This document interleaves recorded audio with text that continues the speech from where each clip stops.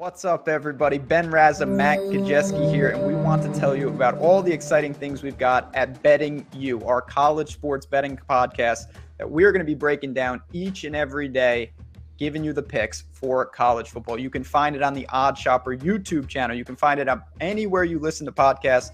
Matt, I know you're the college football guru. Tell the people what they can expect each and every week. Yeah, we're trying to take a high-level, data-driven approach, looking at the spreads and talking about these games on a weekly basis. We're also trying to give you an information edge college football. There's over 130 teams. There's a lot to stay up to date on. So early in the week, we'll be recording this show, giving you everything we think you need to know about the upcoming college football games.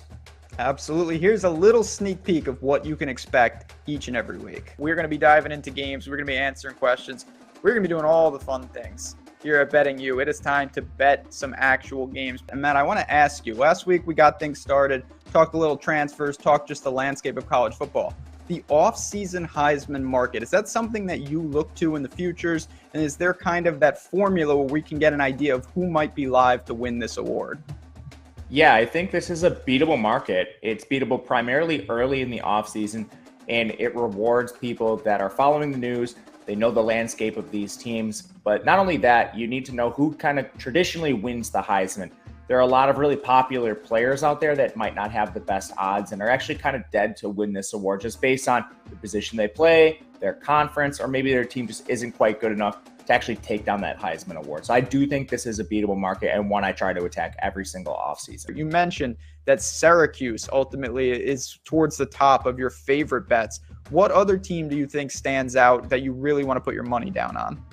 Yeah, Syracuse under 5 is by far the win total I like the most. We just discussed that, but under 140 is a crime. I think you should take that one for sure. I like Boston College under 6.5. That's at minus 135. Just a team with a lot to rebuild, especially in the offensive line. And they have a tough schedule. I think this most likely lands on 5 most of the time, so 6.5 towards the under is pretty solid. And then NC State, there's a very real chance they're favored in 11 games this year. Their win total is 8.5. It is minus 150. If you don't want to lay that juice, I think you could bet them plus 500 to win the ACC. But that game likely comes down to them versus Clemson. And you mentioned a very good strategy, which is just taking them on the money line in that game, which is probably around plus 300-ish, depending on how these teams fare up to that point.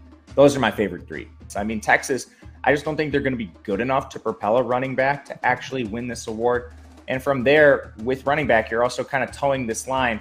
You need them to be just a monster on the ground. Bell cow opportunity, like 300, 400 touches.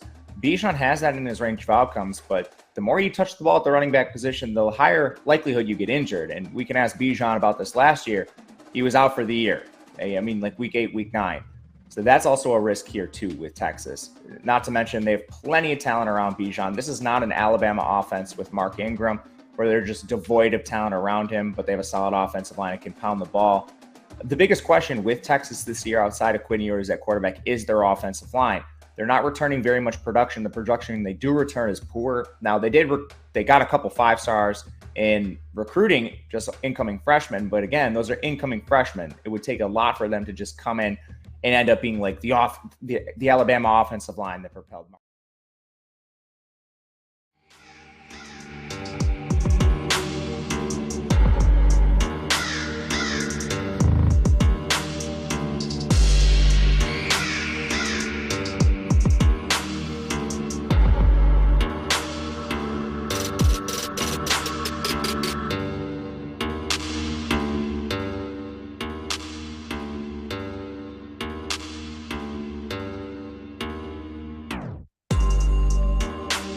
And we are live. Welcome to the MLB Strategy Show. It is Wednesday, August 31st. I cannot believe it's going to be September tomorrow. But anyway, we got 9 games to talk about. This is a perfect slate, in my opinion. Be sure to hit that like button, subscribe to the channel, hit the notification bell so you know when we go live. I don't even think I introduced us. I'm Josh Engleman. I'm joined by Adam Scherer. We are brought to you by PrizePicks.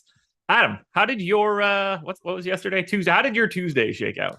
It went pretty well. Not entirely by design. Had some computer issues trying to crunch lineups for both DraftKings and FanDuel. So got my DraftKings stuff done pretty much normally. But then FanDuel, I ended up playing like 150 random lineups in the $4. But my upload didn't completely go through in time. So in the $9, I had a 125 team train of what would have been my cash lineup. It happened to come in 51st, so that worked out well on FanDuel. Came in 14th on DraftKings, so and won head-to-heads there, so made a little bit of money there too. There we go. Can't complain at all. Got another positive run of you running a train and it working out to your benefit. So have you thought at all about just running trains permanently? Every time it cashes, yeah. I'm like, this is such an easy way to make money. I mean, it feels like it cashes aggressively every single time. Well, normally I actually have pretty bad luck with like true, like if I get stuck playing like 150 of the same lineup, I think I've actually run pretty bad. But I mean, I know you're referring to the NBA time that I had 2 players locked in every lineup and won, so that worked well. Yes, I am. I'd like to come on here and be happy that I top 10'd in the 4-seamer, got to 9th, but I'm not even the best person at my own company. Shout out to 1-800-EDDIE for taking down the 4-seamer last night. Had me by a bit, and he did it with Max Fried in the lineup and his 8 or whatever fantasy points. Go Aaron Nola yesterday. Very great performance out of him. Yeah, that was brutal. Just on fire in chat already. Keep targeting these Diamondbacks bats. Yeah, they're not a very good offense, so I will. And Nola sucks in September. It's also still August. Yeah, so I wish I would have known to fade him for his future months yesterday on August 30th. He was bad. He was really, really bad yesterday. Zach Allen wasn't, though. 32 fantasy points for him. Framber Valdez went for 30. How did it play out for Snell? I assume a lot better for you than it did for me. Yeah, Snell worked out well. He was in my FanDuel train. Also was in my lineup that came 14th on DraftKings. Not that these extremes will matter all that much, but just in general, Gossman and Snell were both owned less in the relay throw than they were in the mini-max. Fried and Giolito were owned significantly more in the relay throw than the mini-max. I got that right, but then got it wrong. What'd you say? Like the guys that were more owned in the mini-max, in theory, should be the guys that you're getting to a little bit less. That's going to be the less sharp play in comparison to the relay throw. They were the guys you wanted, though, and I got it right, but those guys sucked. I got it right. Weren't all great. Well, not entirely. I had like 30% Nola, and I still had like 30% Fried too, but like 30% Snell, 37% Gossman. I was really surprised that Gossman was less owned in the relay throw for 150 maxers than the that's really because I thought it was going to be a giant jump. Yeah, I actually ended up with him like exactly on the number, 36.7%, exactly the same as the field. So he was 41% for 150 maxers. Yeah, I thought he should have been higher. Yeah, so did I. Really surprised. But then again, like Snell only at 21%, so Gossman being 37 compared to Snell's 21 is, I guess, relatively how I thought it should play out. Yeah, I just like that price tag just seemed like that was the natural. He's just going to funnel up ownership aggressively, and didn't end up happening, which really, really surprised me yesterday. Yankees were the stack you wanted to get to, I guess, not necessarily from an outcome perspective, but they had the biggest gap between mini-max ownership and relay throw. Yeah, and shout out Nick Prado for finally figuring out how to hit. Yeah, his 40 fantasy points or whatever were very helpful for me getting to 9th. Yeah, I had, I think, like 15% or something at 2% on. Less favorable was whatever the Cabrera character is from the Yankees who put up a bagel in my 9th ranked lineup. So always fun to get nothing. Yeah, Stanton was the one that hurt me. Like, just my team in 14th, nobody ahead of me had Stanton, and he comes up with 2 outs in the 9th, and I'm like, oh, can I get an Eric Lindquist like walk-off tournament winner? And he just hits like a rocket ground ball to shortstop. That'll do it. 9-game slate. You ready to break it down? Oh, we didn't talk about the most important thing. Cal Raleigh, immediate home run. I was gonna wait until we got to the Mariners, but yeah, that one happened.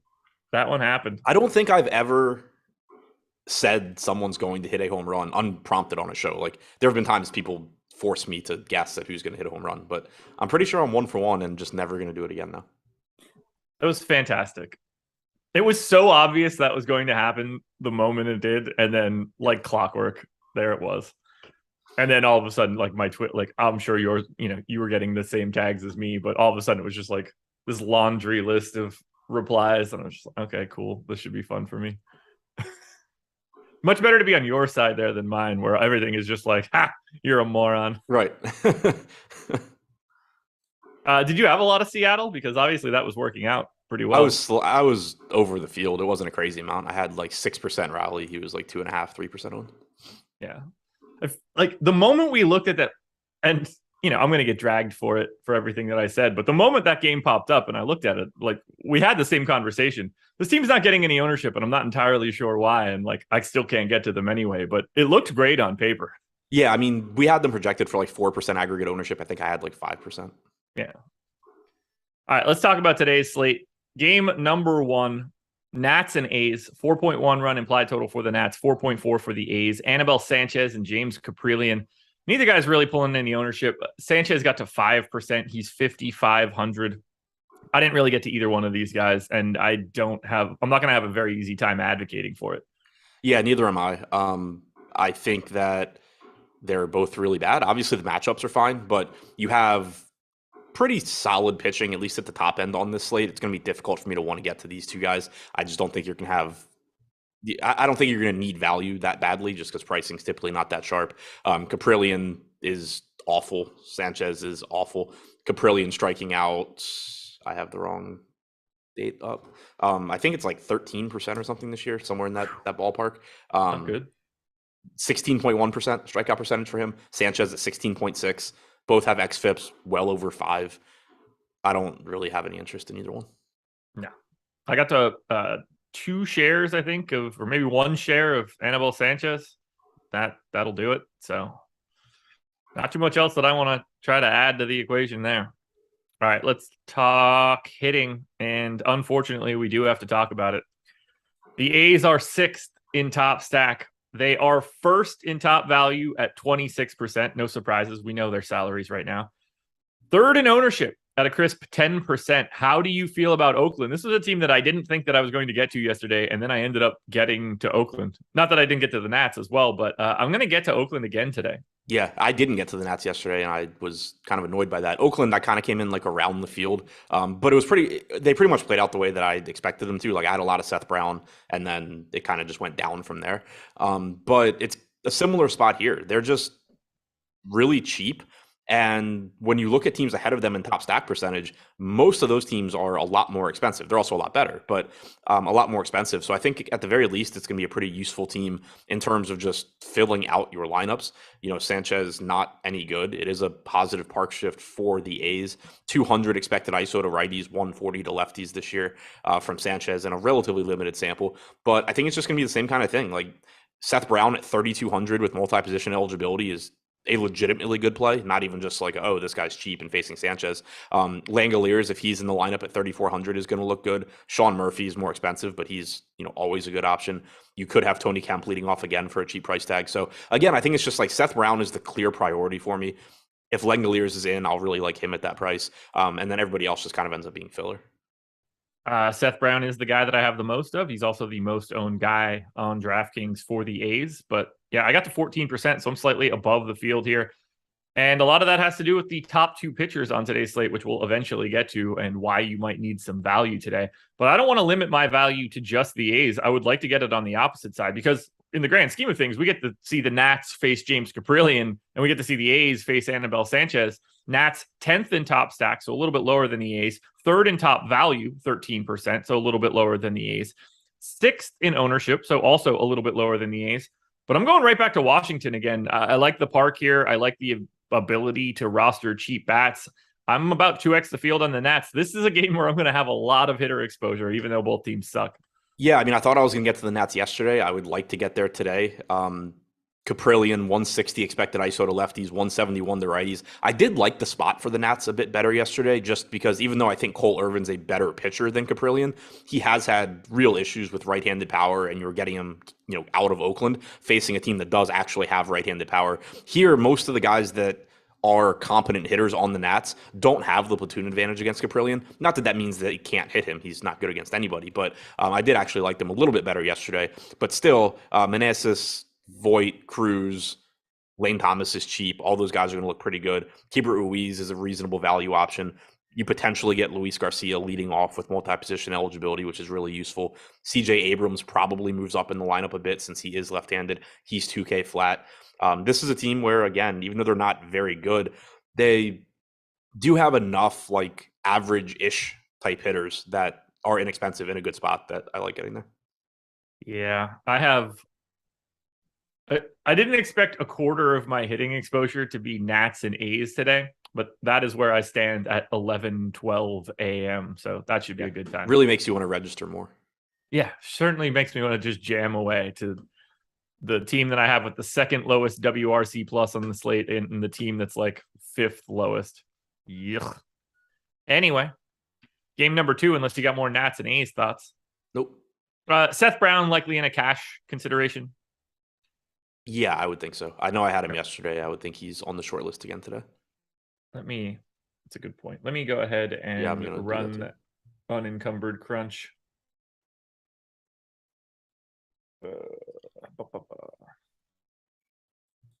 More importantly, Dalvin Cook just fell to me at 10 on underdog. Fantastic. Enjoy your underdog draft during the show. Really bringing your A game to everything. I got 3 A's at the top. Kemp, Langoliers, and Brown all showing up in 50% or more. So good to know. Yeah, and I think that's reasonable. Using the Stokastic projections, it's basically Langoliers and Brown a lot. Cal Stevenson getting in there as well. I think we probably have him projected to lead off is the reason he's getting in there. And I have Kemp leading off, which is the reason he's getting in there. Yeah, so like the Cal Stevenson is more or less Tony Kemp, but Kemp is $600 more. But Langoliers and Brown for sure, I think, are on the short list. Yeah, if Stevenson's leading off, I'm getting Stevenson over Kemp for sure. I'm also, just so we can talk about it, Luis Garcia also showing up a lot for me.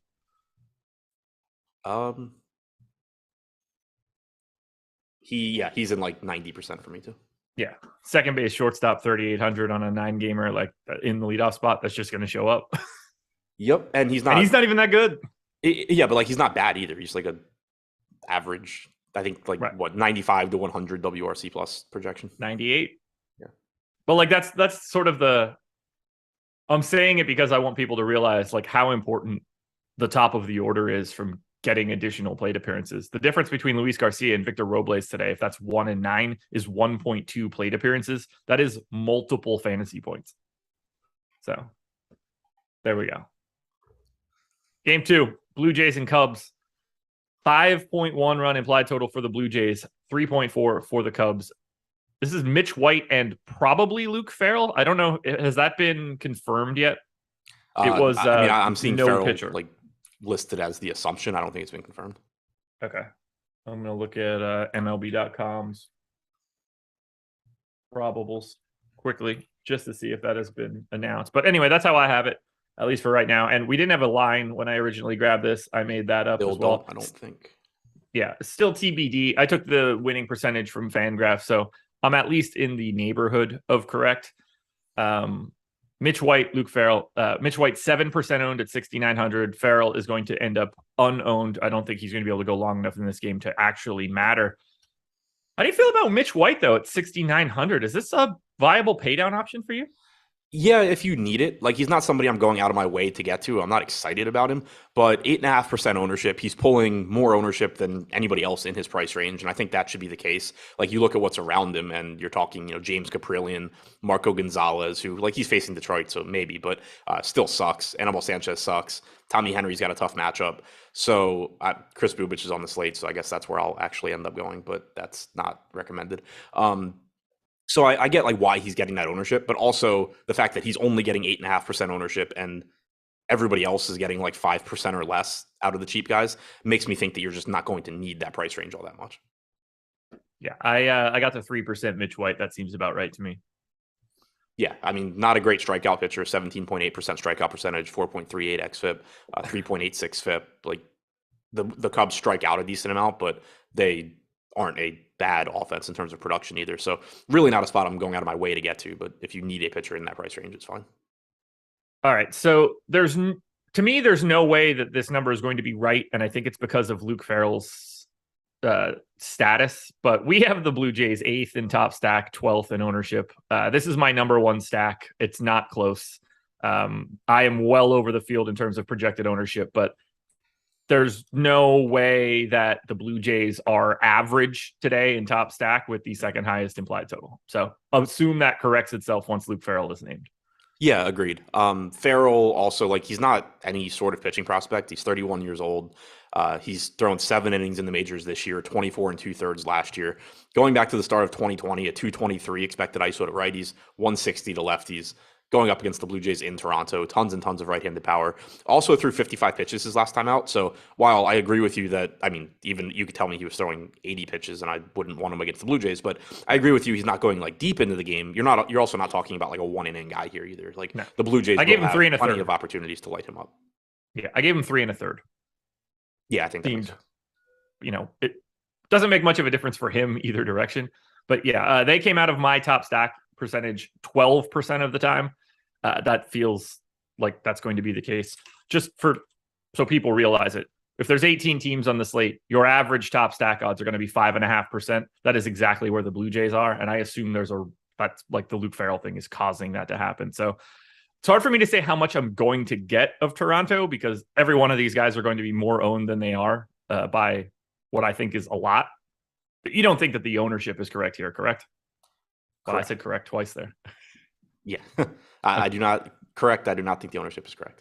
Perfect. Okay. So ultimately, there's not much to say other than the Toronto Blue Jays are very clearly going to be one of the top expect to be one of the top ranked stacks of the day. Do you have any lean as to if you're expecting to get there? Because they are very expensive. No avoiding that. And the 2 best pitchers on the slate are expensive and deserve their prices. Yeah, exactly. Agreed. Let's do Cubs bats because they're not interesting, I guess. I don't know. 15th in top stack, 13th in ownership, basically unowned. Can we target against Mitch White here? I don't love it. I don't really love it either. I mean, it's a good park as far as I know. But a 122 expected ISO to righties, 111 to lefties. There is power in the Cubs lineup. You know, if you get to a little bit of Reyes at a cheap price tag or Suzuki or Happ, that's fine. But not a spot that I'm overly excited about getting to. All right. I would assume, actually, I don't have to assume, I could look quickly. Well, regardless of how anything changes for Toronto, I only got Vlad to 29% in that cash crunch. So even if they are projecting pretty well, I'm not entirely sure they're going to be showing up pretty like all that aggressively in cash builds. He didn't show up in any of mine. He projects really high for me on like a daily basis. It's just one of those like good problems to have. Yeah. It's also possible that our projection is just low because of the line being screwed up. Yeah, I got him at 10. Yeah. But yeah, we have a 9.1, 9.2. He just notoriously is like the guy that is he basically like wins that sort of high price tiebreaker for me always. Right. Yeah, I mean for the crunch I ran, it's basically Seth Brown and Daramis Garcia, and then if you're paying up, it's Matt Olson. All righty. Anything else here? Nope. Schedule for the rest of the day. This one's pretty easy, folks. Deeper dive coming back at 5 p.m. tonight.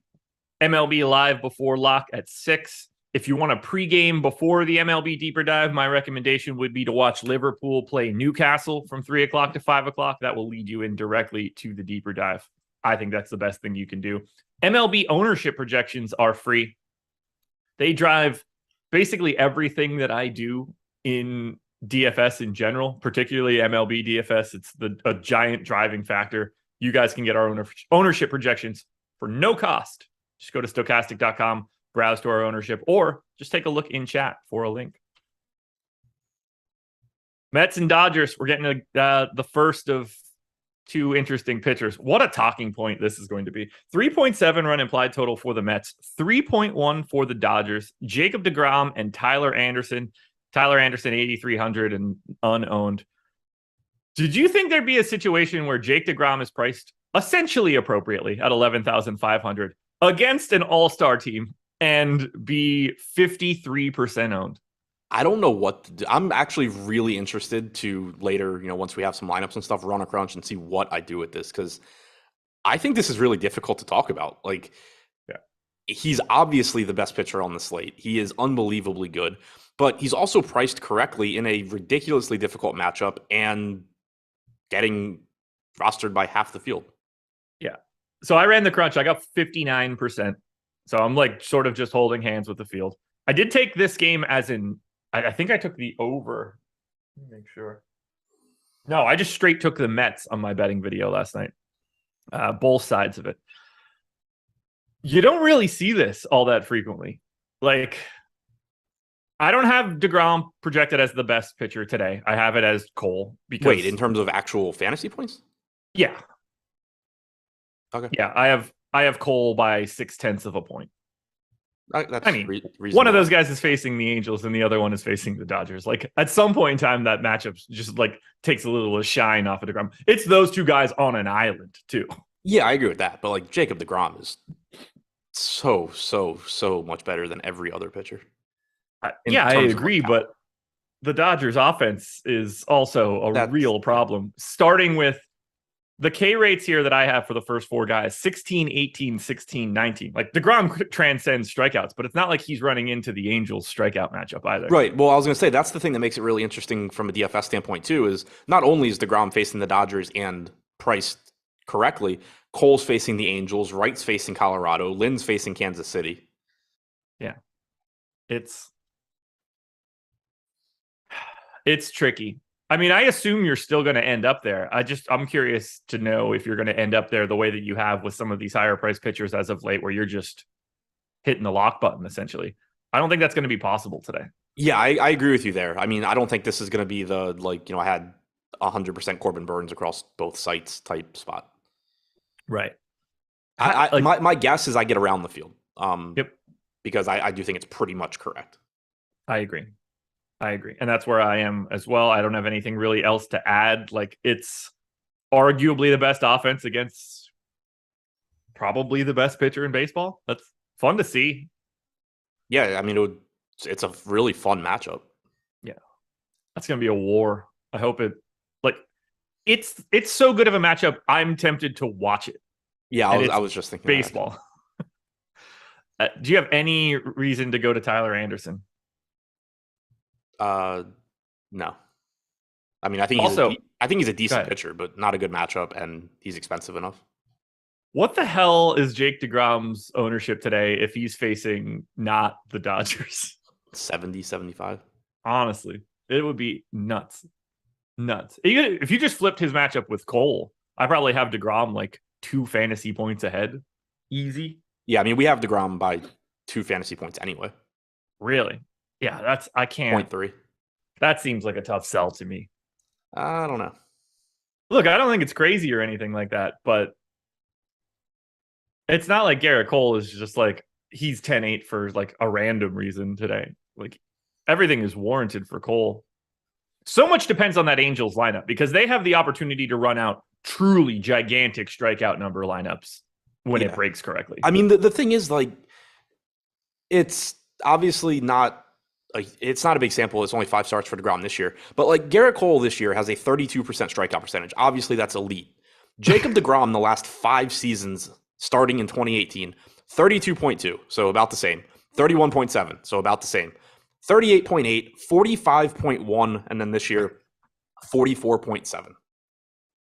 And that 45.1 was in 15 starts. It's not like it was 3 starts or something. That's insane. Do we have... We do have the props. Okay, so DK Sportsbook didn't have it. PrizePicks does have the strikeout props. Garrett Cole's is 8.5. Thoughts as to what deGrom's is? 10. 8.5. That's interesting. I think I like the over for deGrom. I got him at 7.3. Or actually, I guess maybe the under for Cole. I don't know. I don't think they should be the same. I have Cole by 0.2 of a strikeout, which should make sense based on where my projections are too. Sure. Ultimately, I think both guys look really, really good. That's the moral of this story. There's no way. Okay, well, I can't even say. We're not going to Mets bats, are we? I don't think so. I mean, obviously, if you're going to bats in this game, I think you're going to the Mets first. But Anderson not a bad pitcher, not a bad park to pitch in. 134 expected ISO to righties, 100 to lefties. I think there's just going to be better spots to target. Are the Dodgers one of those spots? No. Okay. No, if you need, I mean, I'm all for getting to low-owned Dodgers typically, but if you need the Dodgers against Jacob deGrom to win tonight, I am fine just moving on to tomorrow. Okay. Hell of a game. I wish the Dodgers were throwing not Tyler Anderson. Like, this would be a lot cooler if that was just about any one of their starters other than Tyler Anderson. I mean, right now, they don't. Is Tyler, I guess that's true. It's not going to be Walker Buehler. It's not going to be Clayton Kershaw. And it's not going to be Tony Gonsolin. Yeah, it's getting pretty thin there. Why can't they start Michael? I already forgot that. Yeah, whatever that guy's name was a couple days ago. It's the only Dodgers pitcher I can think of right now. All right, let's get away from this game. Go deGrom. Tigers and Mariners, 3.8 run implied total for the Tigers, 4.7 for the Mariners. Jesus, Josh. Tyler Alexander and Marco Gonzalez going here. I hate when Tyler Alexander and Tyler Anderson throw in the same day. Luckily for you guys, you probably shouldn't roster either one of them. Are you rostering either pitcher here? Probably not. Like Marco Gonzalez, he's facing the Tigers. He's 1% owned. You could make some sort of case there, but you do have a ton of right-handed bats for the Tigers. Gonzalez is not a good strikeout pitcher, 12.3% strikeout percentage to righties. On the other side, Tyler Alexander striking out 10.5% of righties this year. I don't really have a case for either guy. I got to 4.5% Marco Gonzalez. That seems about right for what we're getting out of this matchup, but not something that I should really be talking about. We got to talk about the Mariners, who are third in top stack, seventh in ownership. They were second in my top stack tool, slightly lower in percentage. I'm not really getting to them again. I have 3%, but this doesn't feel all that different than it did yesterday. Wait, we have them at 6%. That's what I said. I thought you said 3%.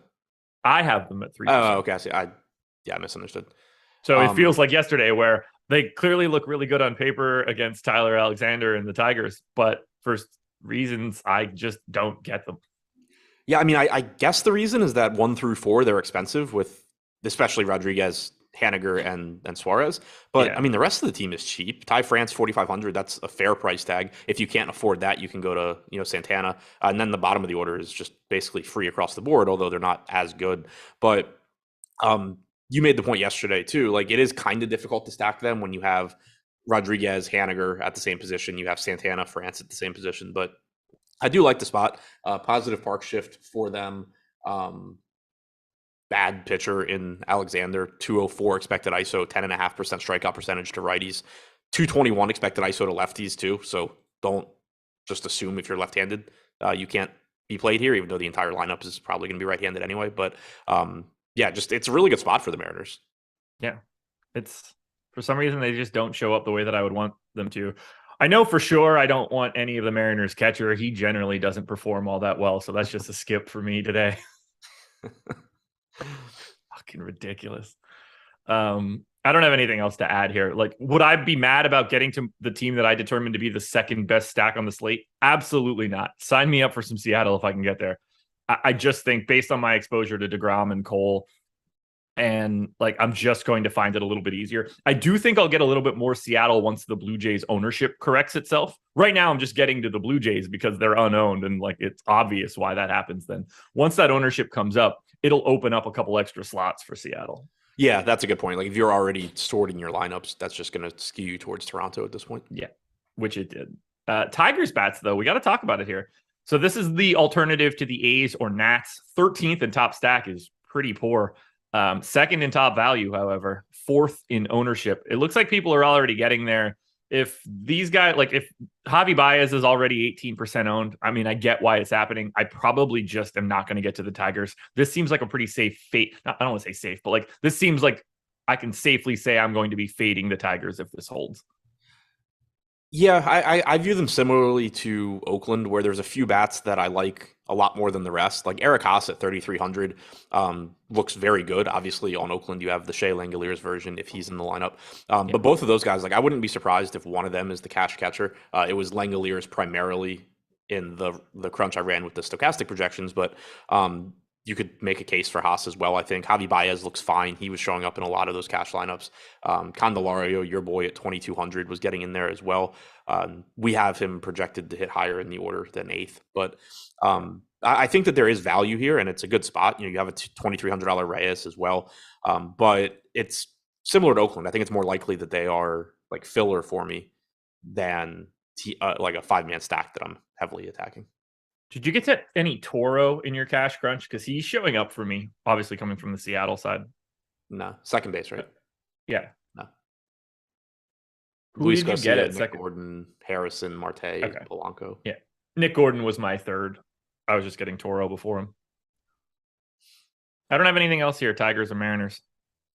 Me neither. Bats. Yep. I talked about PrizePicks a little earlier, trying to grab those props. Now we'll talk about them again so that you guys can sign up at PrizePicks. You could use the promo code AWESEMO when you do it, AWESEMO. You will get up to $100 on that first deposit. So you don't have to worry about sharks or optimizers. As much as I love Fantasy Cruncher, it's not really a necessity at PrizePicks. You're looking to basically pick player props. You're taking over-unders, building out parlay cards. And if you hit 5 of them, you can net up to 10x your entry fee. When you use that promo code, I mean, like, just put $100 in and get it matched with $100. You want to take advantage of these deals as much as you can. I'm going to hit Adam with a couple pitcher fantasy scores for today. And we're going to start. We're just going to go big right out of the gate. Jake deGrom, over under 42.5 fantasy points. We have a slight under, but it's a lot closer than it normally is for the good pitchers. Yeah, I have a slight under as well. Not one that I'm going to be cheering for, that's for sure. How about, let's see, let's go to the opposite side of this one. Anibal Sanchez, 20.5. Need to find Anibal Sanchez. We have 20.9, so push, I guess. So do I, actually. 20.9 on the dot. And finally, we're gonna jump to a hitter projection now. Reminder that is DK scoring. Let's find a big time hitter for this one. We're gonna go to my boy, Vlad Guerrero Jr., not Candelario. Vlad Guerrero Jr., 8.5 fantasy points. Over. I mentioned it earlier. We have 9.2. Yeah, and I got it at that goes up. And I've got it at 10. So sign me up for the over on Vlad Guerrero. And then you guys should sign yourselves up at PrizePicks using the promo code AWESEMO. Braves and Rockies, 5.3 run implied total for the Braves, 3.2 for the Rockies. Kyle Wright and Ryan Feltner, no ownership going to Feltner. We don't have to dig in there. Kyle Wright is 20% owned at 9,800. Normally, this would look like an incredible spot. And it's not that I want to say that it doesn't, because it clearly is an incredible spot. I just have him too far behind deGrom and Cole. Yeah, I mean, we have him third, but for context, we have deGrom at 24 DraftKings points. We have Cole at 21.5, and then we have Wright at 17.5. So you're talking about like a 4-point projection difference there. He is less expensive. So I do think that I'll get to him a good amount here. Like the 20% ownership makes sense to me. If this were a slate where DraftKings had just completely screwed up the pricing like they tend to do, and you had, a $9,800 Wright and then a 10-2 Cole and a 10-4 deGrom, I would probably just have like no Kyle Wright. But given that you're getting $1,000 discount off of Cole and a $1,700 discount off of deGrom, I do think he's going to fit into some lineups where you just can't quite get to them because of the stacks that you're playing, or can't quite get to one of them. Yeah, I got to 10%. I'm a little surprised I didn't get to more. It's just I'm running out of ownership once I already have Garrett Cole and Jake deGrom in 140%. Yeah, well, as you noted yesterday, you do not have a salary cap when you crunch, so I'm not surprised that you are having no issues getting to them. I mean, when you're good, man. You should try using extra too. So what I do is I take a bit bad would from. You be if you had to limit yourself to 50K? See, what I do is I borrow from the future like everybody else does in life. I get to use it today. So while I have 60K, I'm going to have to pay the piper at some point in time and run out a 10K lineup in like 4 days. So it's going to be pretty bad. There was the site. I don't remember. Oh, I know where you're going with this. I can't remember if the site existed or if it was just like everybody thought it would be a good idea at the time. I think it existed, like some random I think it existed as well. Where you could just like pay extra or whatever. You could like buy salary. You went over, but like you had a negative multiplier on your score. Yeah, I think that's what it was. So like if you went to like 50,500, you gave up some portion of your score by spending extra. I don't remember who it was. I was thinking it was Fantasy Aces, but I don't think that it was.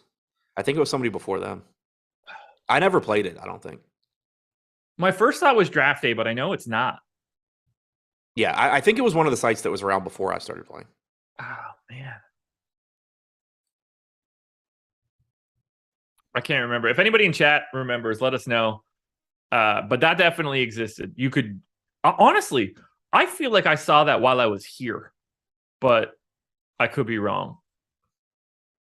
Anyway, let's talk Braves bats. I think they look great. Second in top stack, second in ownership. They were third in top stack for me, but were separated by like a 1/10 of a point. I'm neutral to the field here, so I'm not having any trouble getting to the Braves. It doesn't appear that I'm getting under on the Braves either. I got 13%. I think they look really good because it's Ryan Feltner and the Rockies. Yeah, another really good spot. I ended up not getting to them yesterday, which was nice, but obviously they were good plays. They just ended up being really popular and some other spots didn't. But yeah, they look good again against Feltner. 20% strikeout percentage to righties, 17.8 to lefties, 210 expected ISO to lefties, 225 to righties. Hopefully you get Acuna in the lineup. I don't know what his actual status is, but clearly it makes that lineup better. But if he's not in the lineup, then you're getting a more discounted lineup where Michael Harris probably hits higher in the order. So really, really good spot for the Braves. Just comes down to where the ownership ends up at. Austin Riley was, or at least for me, was pretty close to a cash game lock. He showed up in 76% of my crunch. I'm never going to be mad about that. Yeah, he was in 21% of mine, but again, we have Candelario, I think, projected too high. Yeah. I already don't remember how to say this guy's name, but my only other option at third base was Machine. Yeah, it's Machine. Well, that part I knew, but first name, it's up in the air. V-Mile. Sure. Rockies bats, that's a no, right? Yes, they are just not very good. And Kyle Wright is good as well. Yes, he is. All right, let's get to Twins and Red Sox. 4.2 run implied total for the Twins, 3.8 for the Reds. Go ahead. If Ryan McMahon's leading off at 4,200, I do like that price tag. Blackman looks okay at 4,300 as well. Their prices have just come down a little bit from where they're normally at. And Wright has allowed a 183 expected ISO to lefties this year. So individually, I actually kind of like that. That works for me. But as a stat, by the way, no, not interested. Sure. Perfect opportunity then to say, hey, 322 people in here, 75 likes. If we can get that up 25 more, get it up to 100, that would be great. We'll try Twins and Red Sox again. 4.2 run implied total for Minnesota. 3.8 for the Red Sox. Joe Ryan and Michael Wacha. No ownership going to Wacha. Ryan is 11% owned, 8,500. I'm just going to go somewhere else, likely. I got the 2% Joe Ryan. Doesn't seem like a priority of trying to attack the Red Sox. Yeah, this is the first spot that we've gotten to pitching-wise where ownership seems kind of weird to me. And not entirely. Like, I understand it. He's 8,500. He does have decent strikeout stuff. But the Red Sox are getting healthier. This lineup's getting deeper and more difficult to strike out. He also has massive splits this year, striking out 17.7% of lefties compared to 30.5% of righties. You're probably going to have a pretty balanced lineup, assuming you're going to have Verdugo, Devers, Cordero, McGuire from the left side. Obviously, Cordero and McGuire McGuire not on the same planet as the rest of those guys. Cordero not the same as Devers, and Verdugo is obviously difficult to strike out as well.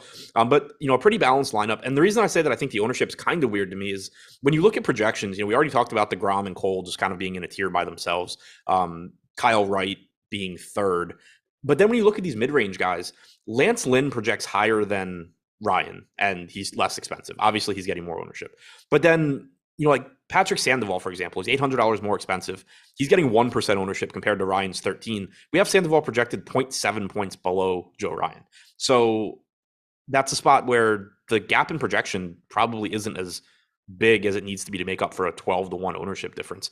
Even Tyler Anderson, projects less than a point behind Joe Ryan at the same price range. So that's Mitch White projects less than a point behind him at 6,900. So that's a spot where I think I am likely to just go to lower owned guys. I have Sandoval a lot lower, but Tyler Anderson I do have in that exact same range. I'm just not getting to any of these guys? I think that's likely. Like, I wouldn't be surprised at all if this is a slate where, like, yesterday I was really spread out on pitching because there were just so many comparable guys. I wouldn't be surprised if today I'm basically just deGrom, Cole, Wright, Lynn, and spreading it out on hitters. 180%. So 90% of all of my pitcher exposure is deGrom, Cole, Wright, Lynn. So sounds like that's what we're going to be doing today. Let's talk bats here. 8th in ownership, that would be the Minnesota Twins. 11th in top stacks, 6th in top value. For the first time in a while, I'm actually getting to a little bit of the Twins. I'm like 2x the field or something in that neighborhood. Nick Gordon, 16% owned. We sort of mentioned him as a cash option earlier, but I'm actually going to get to Minnesota today a little bit more than I normally do. Yeah, I like Minnesota here. Hopefully the ownership cooperates. Right now we have them projected for about 5%, which is reasonable. Definitely a lineup to pay attention to. Jorge Polanco missed yesterday again, but if he's back, that's a good second base option. One thing that makes them look more appealing too is Nick Gordon now has second base eligibility. He had been outfield only, and he's somebody I've talked about a lot that's just been hitting the ball hard all season long. He's essentially minimum salary. Now he's multi-position eligible as well, so that's why you see that ownership go up, but it makes him look like a really good play. Jose Miranda, Carlos Correa, both right-handed power bats against a pitcher in Waka that isn't great against righties.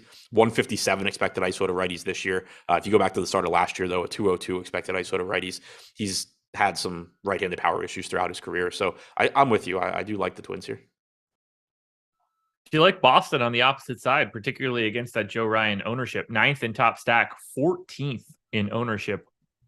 They're just unowned aside from Devers. Yeah, I think at that ownership, I get there. I mentioned the splits for Ryan, so it makes Rafael Devers look really good. Alex Verdugo at 3,700 looks good. Unfortunately, the rest of the good hitters in the lineup are right-handed, and Ryan is very good against righties. But I'll just play this unknown Red Sox team pretty much every slate. I'm with you, but to me, no reason not to.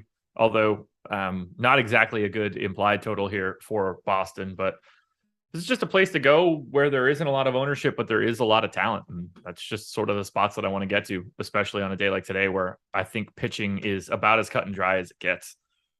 Yep. Anything else here? No, but I really don't want to go to the next game.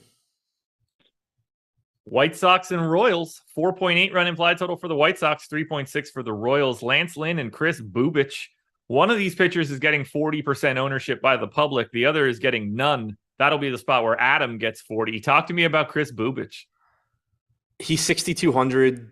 He somehow gets like a 50% projection bump in my spreadsheet every time he pitches. I don't know. The guy's not very good. 18% strikeout percentage, 11% walk percentage, 4.6 xFIP, 1.2 home runs per 9. His numbers against righties are actually okay. 157 expected ISO, 137 actual ISO, 20.2% strikeout percentage. He's gotten absolutely destroyed by left-handed hitters this year. At 1% ownership, I really wouldn't be surprised if I get some just because he's 6,200 and going to let me do whatever I want with the rest of my lineup. But the top-end pitching is good enough today that hopefully I just don't get there. Certainly not a spot where I'm recommending other people do it with their money. I just assume I will because I have been all season long, and that's the reasoning behind it. I don't think it's a great idea, though. I got to none, and I'm happy about it. I did get to a little bit more Lance Lynn, though. 8K today, projected for 41% ownership. And honestly, I think it's completely warranted in this spot. Yeah, I agree. Lynn's one of the 4 that I would expect I'm getting a lot of here. Kansas City, we've talked about them a lot. They have talent in this lineup, and we've actually seen them start to hit recently, which has been nice if you have a problem where you play them every day. But it's still a lineup full of guys that either A, aren't very good, talking about, like Hunter Dozier, Ryan O'Hearn, if he's in there, like, my God, that guy is bad. Or are, still unproven young prospects. And Lance Lynn's still a good pitcher. He's very reasonably priced. 31.9% strikeout percentage against righties for Lynn this year. 164 expected ISO. 20% strikeout percentage against lefties. Another guy that has pretty drastic strikeout splits. A balanced lineup most likely for KC. Probably 5 lefties, 4 righties. But when you're talking about Nicky Lopez being one of the lefties, that doesn't really matter. If Ryan O'Hearn's in there, that doesn't really matter. So overall, just a pretty solid spot for an 8K Lance Lynn. That it is. I don't really have anything else to add. The price is just too good for this kind of strikeout matchup. We certainly need to talk about hitting. The White Sox are 4th in our top stack tool, 4th in top value, and number 1 in ownership at 16.5%. The number will come down a little bit again once Toronto starts to climb. But either way, this is a Toronto team or a Chicago team that is going to pull a decent chunk of ownership. Do you like them against Bubic? Kind of not at that ownership. Agreed. Like I said before, Bubic really hasn't been that bad against righties. This is also a weakened lineup. You don't have Moncada, Luis Robert. I'm not sure if he's on the injured list or not, but I know he's dealing with a wrist injury. It's just a shitty lineup. I mean, Andrew Vaughn, Jose Abreu, Paula Jimenez, those guys look fine. Grandal's only 3,100, but I don't know. I don't get the ownership here. Like, I understand that they're really inexpensive, but I don't get 16% ownership. No, I'm going to be way lighter than the field. I got to 4% here. This is just, to me, one of the easier spots to get away from. AJ Pollock and Grandal both showed up north of 30% in my cash crunch. So at the very least, I see the appeal for White Sox bats there. But I think these guys are pulling a bit too much ownership for today. Agreed. I do think maybe you see that come down as like Toronto updates, but same. What do you think about the Royals bats, though? 12th at top stack, 5th in value. They're 10th overall in ownership. And you've got Lance Lynn at 40% ownership on the opposite side. I kind of think the top of the Kansas City order is pretty, I don't want to say that they're sneaky, but Steamer has them with 206, 201, 218, 206 projected ISOs. There's a lot of power here. Don't got to sell me. I assume I'll be right back here. I certainly respect Lance Lynn as a pitcher, but he does, like I said, he's only striking out 20% of lefties, 175 expected ISO to lefties, 209 actual ISO. MJ Melendez, assuming he's back in the lineup with catcher outfield eligibility at 4,300, is going to look good. Perez is just, always a playable catcher, even though he's on the wrong side of the platoon split. Bobby Witt, same thing, not a spot that I love, but a guy with power and speed and third base shortstop eligibility. Then you get back to Nick Pratto, who's 2K flat, only first base. He used to have outfield eligibility, which was cool, but only first base. But I mean, he's a top 100 hitting prospect. Michael Massey is 2K flat. He projects, Steamer has him with a 102 WRC plus, 159 ISO. Not somebody you're super excited about, but at 2K flat at second base, you can certainly do worse. So I assume I get to Kansas City again for the same reasons that I have been. They have pretty cheap power and multi-position eligibility. Yeah, 4 guys in the lineup that I have in right now with MPEs. That flexibility is fantastic. And that doesn't even account for guys like Nick Pratto or just flat 2K and fit in anything you want to do. So yeah, and right now, not a single player on the team projected for more than Michael Massey's 8.5% ownership. Yeah, I like this spot. The Lance Lynn ownership on the opposite side is just a bonus for if you're getting to Kansas City. Yeah, I think I get to both sides here, kind of like I did last night. I had 15% Giolito. Kansas City was my second highest owned stack.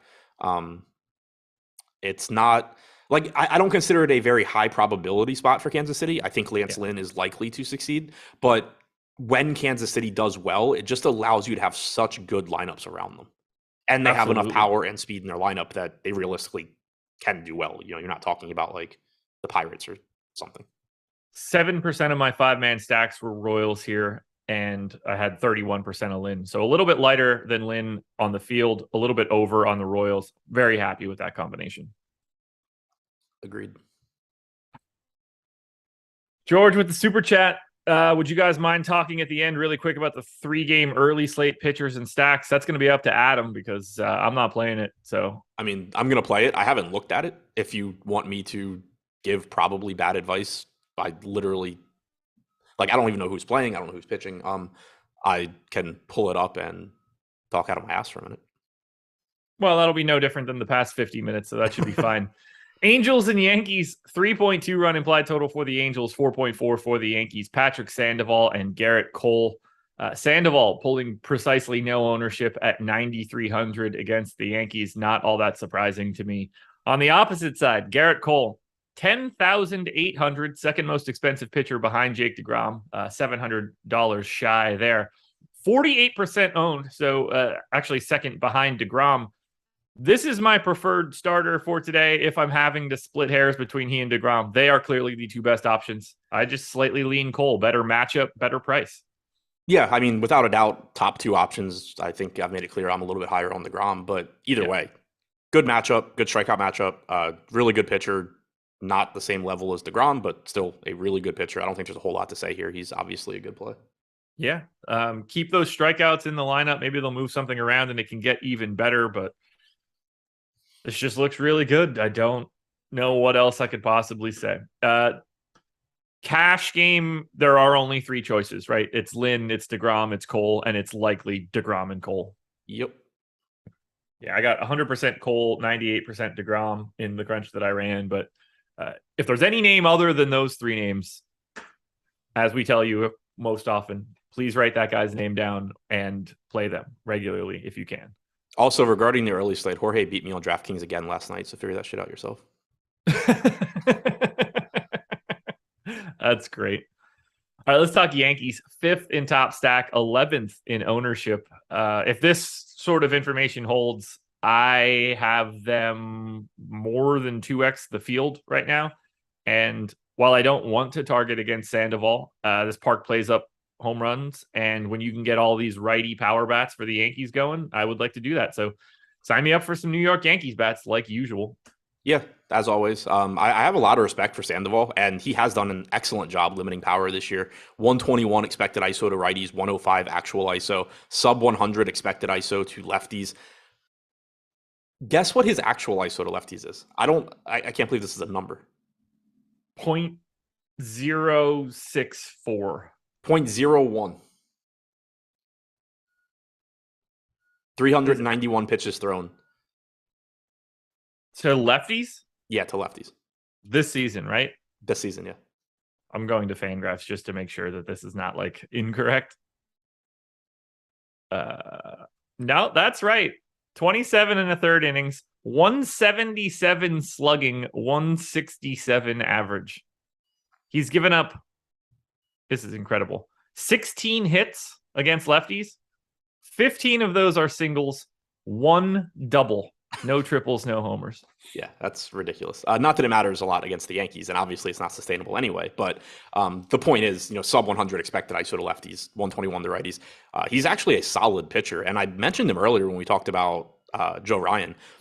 I like the idea of Sandoval at 1% ownership. In practice, I doubt that I'd end up getting there, but yeah. I do think you actually could use him at low ownership just because he is a good pitcher. But it's obviously a brutal matchup against the Yankees. And yeah. I don't mind getting to the Yankees because it's the Yankees. I don't mind getting to the Yankees either. And I do mind getting to the Angels. Yeah, I don't want to get to the Angels. I mean, Shohei Ohtani, Mike Trout, Rengifo, those guys are whatever. But as a whole, don't want to get to the Angels. Hit that like button one last time if you can, folks. We're going to close it out with the Diamondbacks and Phillies. We can take a quick look at the 3-game slate too. 4.2 run implied total for the Diamondbacks, 4.8 for the Phillies. Tommy Henry and Bailey Falter. Neither one of these guys is getting any ownership. Can you advocate at all for Henry or Falter? No. I can't. That'll work. I mean, Falter has a 23% strikeout percentage as a starter this year, and he's relatively cheap, but I just don't think you need to get there. Steve Cummings doesn't understand why the Phillies are favored against the Diamondbacks tonight again. Apparently he doesn't know who Tommy Henry is. I mean, it's not even that. It's the Phillies. Well, yeah. I mean, I've got the gap between Falter and Henry bigger than the gap between Phillies and the Diamondbacks offense. But yeah, that's all of those gaps are for the Phillies. So only benefit they don't have is playing in their home park. They are the number one stack for today. That will go away once the Blue Jays get corrected. So even if you just want to call the Phillies number 2, they're also 5th in ownership. But much like every other day for me, I'm probably going to be light on the Phillies because I don't have enough salary to get to them. Yeah. And then also, I mean, not that it matters a ton for guys like Schwarber and Harper, but it is more difficult to pay up for those guys against a left-handed pitcher than it would be if Tommy Henry were the same pitcher but right-handed. So like you still can get there in tournaments. It drives their ownership down as well. I think Hoskins looks good, but he's also 5,300. So like, for example, Hoskins is $500 more than Matt Olson. That's going to push him down a bit. You have Vlad Guerrero at the position as well. And then you also have a ton of cheap first basemen. You have Seth Brown, you have Nick Pratto, you have, I'm sure, a bunch of other guys I've already forgotten about. So that just sort of pushes him down the list. I think Philly's in a fine spot. Ownership will determine a lot for me there. Like between Philly, Atlanta, Seattle, Toronto, if you tell me one of those teams is just getting a lot less ownership, I'll like them the most. Right now, it's not Philly. I agree. Right now, it is not Philly. I have 2% of the Philadelphia Phillies. I've got more of the Arizona Diamondbacks, 8th in top stack, 9th in ownership. It's not that I'm getting to a lot of Arizona. I'm certainly not. I hate this park from a power perspective, and I think Bailey Falter is perfectly reasonable, but I have about the field, and that seems okay to me. They just exist today. I kind of like the combination of pricing and positions in their lineup too. Bailey Falter so far this year, limited sample in the majors, but a 235 expected ISO to righties, only a 20.7% strikeout percentage. You're likely to have Carson Kelly leading off as a sub 4K catcher. That's going to be pretty appealing. Emmanuel Rivera sub 3K is a decent value bat. We know Christian Walker's got a ton of power. Throw him into the first base mix. Kettle Marte and Rojas being the same position is really annoying, but Marte will be hitting from the right side. And then you do get a 2K Corbin Carroll, who, again, lefty here, but one of the top prospects in baseball, if not the top prospect. Tons of power, tons of speed, having success right out of the gate, which obviously doesn't change anything as far as today goes. But this year at AAA, had a 248 ISO, stole 11 bases. At AA, 330 ISO, stole 20 bases. That's just an insane amount of talent for a 2K hitter. Is there anything else we need to talk about? Diamondbacks and Phillies? I don't think so. All righty. Well, the floor is yours. Favorite stacks, favorite pitchers for the early slate? I thought we were going to do late slate first. So looking at, and again, like I haven't looked at this slate at all. I haven't built anything for it. But just looking at the top stacks tool, San Diego projected to be under-owned. Also not offering as much value, but don't love the spot against Alex Wood, but on a 3-game slate, I think that's a pretty interesting spot to get to. Pittsburgh against Peralta, I think gives you some value that can help you get to the Padres. Pitching? Peralta at 8,200 is a really stupid price tag. So yeah, there's that. It makes on a 3-game slate, it kind of pushes Pittsburgh up a little bit more too, but if you're not playing Pittsburgh, Peralta clearly just, I think, looks like the top option. Musgrove looks good at 9K. We have Wood going a little under-owned against the Padres too, so that looks like a spot where both sides of it are going under-owned. Okay. Now let's sum up the main slate. Favorite pitchers? Do you want me to handle this one? Yeah, I think DeGrom, Cole, Wright, Lynn is, and emphasis on DeGrom, Cole, Lynn is the my answer. Yeah. I don't think that it's possible to have other answers, honestly. Favorite stats, that I do think is an actual conversation. Yeah, so a lot's going to change based on what exactly happens with Toronto ownership, but I love the spot for Atlanta. I love the spot for Seattle. I like the spot for Toronto. I think I get to the Red Sox if they continue to be projected for 1% ownership, and I like Kansas City when I'm not playing Lance Lynn. Give me A's and Nats. I'm just going to have too much of that game from a value perspective if I'm getting to all of these expensive pitchers. Braves and Yankees seem like the two teams I'm going to pay up for the most. Blue Jays could be there, but we'll see. I'm also not all that, but I'm over the field on Twins and Royals. I know I just named, 7 teams. Those 7 teams are making up 80% of my hitting exposure. So that is sort of just where I'm cornering the market. Adam, you have GPP videos coming out in a bit? Yep. All righty. Deeper dive a little bit later at 5 p.m. Live before lock at 6. I'm not on either of those shows. I'm going to go watch Liverpool at 3 o'clock, beat up on Newcastle and their the money that would normally be going to the Live Golf Tour. That's also going to the Newcastle football team. But that's all I got, everybody. Thank you to PrizePicks for being the presenting sponsor. Like, subscribe, notification bell, all that good stuff. We will talk to you later. Peace.